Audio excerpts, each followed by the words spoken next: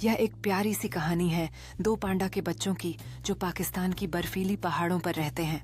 एक दिन वे एक दूसरे के साथ खेलते हुए बर्फ में गिर जाते हैं और हंसते खिलखिलाते हैं जैसे कि पूरी दुनिया केवल उनके लिए बनी हो। जैसे ही सूरज ढलता है वे बांस के कुछ टुकड़ों का आनंद लेते हैं, यह सोचते हुए कि उनके दोस्ती का रिश्ता कितना खास है। रात का समय आता है और वे एक दूसरे की गर्मी में लिपटे हुए सो जाते हैं, यह जानते हुए कि उनकी दोस्ती हमेशा के लिए रहेगी। सुबह होते ही दोनों पांडा के बच्चे जागते हैं और सितारों से भरे आसमान को देखकर आश्चर्यचकित हो जाते हैं, जैसे कि उन्हें नए रोमांच का इंतजार है। वे एक बर्फ की गुफा में प्रवेश करते हैं जहां वे चमकते हुए बर्फ के टुकड़ों और रत्न जैसे रंगीन आइसिकल्स को देखते हैं, जिससे उनका उत्साह बढ़ जाता है। वे बर्फ से ढके चट्टानों के बीच छिपने ढूंढने का खेल खेलते हैं जो उनकी मासूमियत और दोस्ती को दर्शाता है।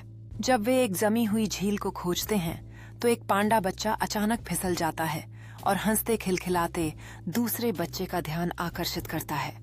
फिसलने के बाद दोनों बच्चे बर्फ में लौटते हैं और खुशी से खेलने लगते हैं, जैसे कि यह अजीब पल उनके मजेदार दिन का हिस्सा हो।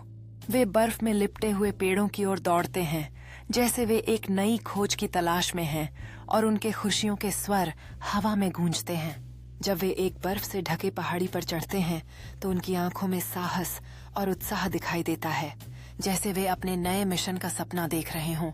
एक बार जब वे चोटी पर पहुंच जाते हैं तो वे खुशी से फिसलने लगते हैं, हंसते खिलखिलाते हुए और बर्फ में लुढ़कते हुए अपने दिन का आनंद लेते हैं।